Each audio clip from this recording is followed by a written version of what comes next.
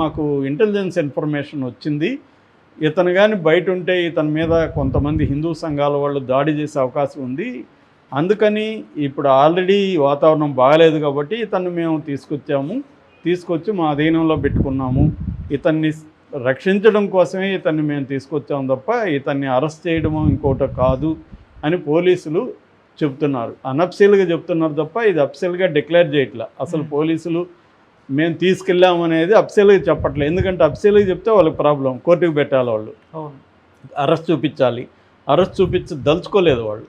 ఇతనికి security ఇవ్వాలనుకున్నారు. Security ఇంటి దగ్గర పోలీసులను కాపలా పెడితే అదొక ప్రాబ్లం అవుతుంది. రేపు పొద్దున వాళ్ళు దాడి చేస్తే ఇతను కనపడకుండా ఉంటే ఈరోజు గడిచిపోతే ఈ ఉద్రేకతలు తగ్గుతాయి. ఎందుకంటే ఈరోజు శ్రీరామనవమి కాబట్టి మన శ్రీరామనవమి రోజు మన శ్రీరాముడిని కించపరిచిన వాళ్ళని ఎవరిని వదిలిపెట్టకూడదు అని ఒక ఉద్రిక్తంగా మాట్లాడేవాళ్ళు ఆల్రెడీ చాలామంది వీడియోలు పోస్టులు పెడుతున్నారు. సో ఈ నేపథ్యంలో ఇతన్ని సేవ్ చేయడానికే అజయ్ని మేము తీసుకెళ్ళామనేది పోలీసులు చెప్తున్న వాదన. సో దీన్ని బట్టి మనకు అర్థమవుతుంది ఏంటంటే హిందూ సంఘాలు కావచ్చు, కొంతమంది దాన్ని ఏమంటారు, వాళ్ళని హిందుత్వవాదులు కావచ్చు, వాళ్ళు అజయ్ మీద కోపంతో ఈ పని చేయడానికి, అజయ్ మీద దాడి చేయడానికి సన్నద్ధం అవుతున్నారు. ఈ వార్త పోలీసులకు తెలియడం వల్ల పోలీసులు ముందస్తుగా అజయ్ని కాపాడడం కోసం అజయ్ని వాళ్ళు తీసుకెళ్లారు. ఇది మనకిప్పుడు అందుతున్న సమాచారం. అయితే ఇక్కడ మనకు అర్థం కావాల్సింది, మనం ఈ ఇన్సిడెంట్ల నుంచి నేర్చుకోవాల్సింది ఏంటంటే, ముఖ్యంగా పాస్టర్లు నేర్చుకోవాలి, అట్లాగే ఈ హిందుత్వవాదులు కూడా నేర్చుకోవాలి. వీళ్ళేదో హిందువుల్ని రెచ్చగొట్టడం ద్వారా ఇవాళ ఏంటంటే మతం అనేది వ్యాపారం అయిపోయింది. మంచి బిజినెస్ మతం అంటే.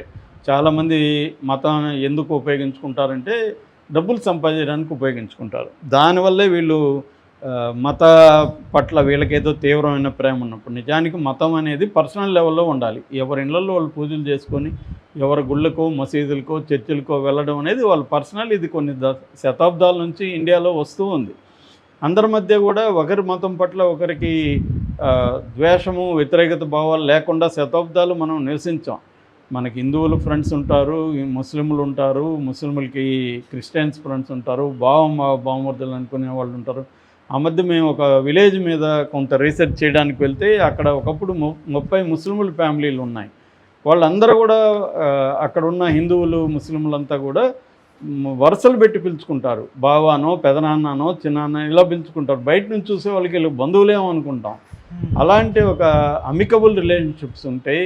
ఆర్ఎస్ఎస్, బీజేపీ రంగంలోకి దిగి, ముఖ్యంగా బీజేపీ రాజకీయంగా ముస్లింలని హిందువులకి ఒక థ్రెట్గా, ఒక విలన్గా చూపించి తమ పబ్బం గడుపుకోవడానికి రంగంలోకి దిగింది. నిజానికి వాళ్ళకి హిందూ మతం పట్ల బీజేపీకి ఏం ప్రేమ లేదు.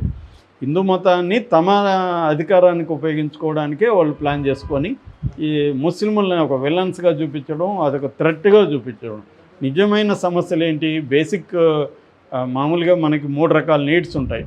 Living needs, livelihood needs, life style needs. Living needs అంటే కూడుగుడు గుడ్డ.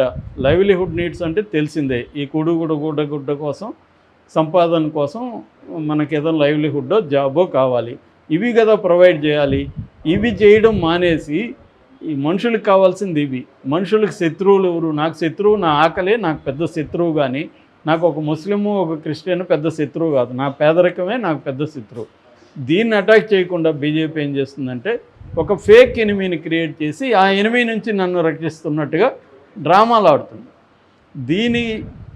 ఇది బీజేపీ ఒకటే కాదు, ఇంటర్నేషనల్గా అమెరికా కూడా సేమ్ డ్రామా. అమెరికాకి కోల్డ్ వార్ పోయి రష్యా పోయినాక ముస్లింలని అమెరికా ఒక విలన్గా క్రియేట్ చేసి ప్రపంచవ్యాప్తంగా ఆ ముస్లింల నుంచి అమెరికన్స్ని రక్షిస్తున్నట్టుగా డ్రామాలు ఆడుతూ చేస్తుంది. అందుకని క్రియేటింగ్ ఎనిమీ అనే హంటింగ్టన్ కూడా చెప్పాడు, నీకు ఎనిమీ లేనప్పుడు ఒక ఎనిమీని క్రియేట్ చేయాలి నువ్వు, లేకపోతే ప్రజలు నీ కంట్రోల్లో ఉండరు అని చెప్పి. ఇప్పుడు మనకు అందుకనే మనం హిందూ ముస్లింలుగా కొట్టుకుంటూ మన అసలు సమస్యల్ని పక్కదారి పట్టాం. మనం కొట్లాడాల్సింది మనకు ఉద్యోగాలు రావాలని, లైవ్లీహుడ్ రావాలని, మనకు కూడుగుడ్డ ప్రొవైడ్ చేయాలని, మనకి వైద్యం సరిగా అందాలని, ఎడ్యుకేషన్ ఫ్రీగా ఇవ్వాలని, ఇది కదా కొట్లాడాలి. ఇవి వదిలేసి మనం పాస్టర్ల మీద హిందువుల మీద పాస్టర్లు, ఈ ఒక ఫేక్ దీంట్లోకి వచ్చేసాం.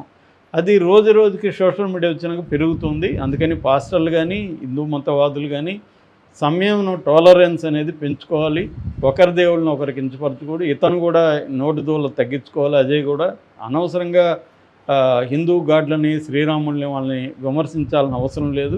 ఇతని మతాన్ని గురించి ఇతను ప్రచారం చేసుకోవచ్చు. కానీ ఇతనికి ఇట్లా ఇప్పుడు ఏమవుతుందంటే ప్రవీణ్ కానీ ఇతను ఇలాంటి వాళ్ళు 3 రకాల ఎనిమీస్ని క్రియేట్ చేసుకుంటున్నారు. ఒకరు హిందుత్వవాదులు, ఒకరు ముస్లింలు, ఒకరు క్రిస్టియానిటీలోనే ఒక వర్గం.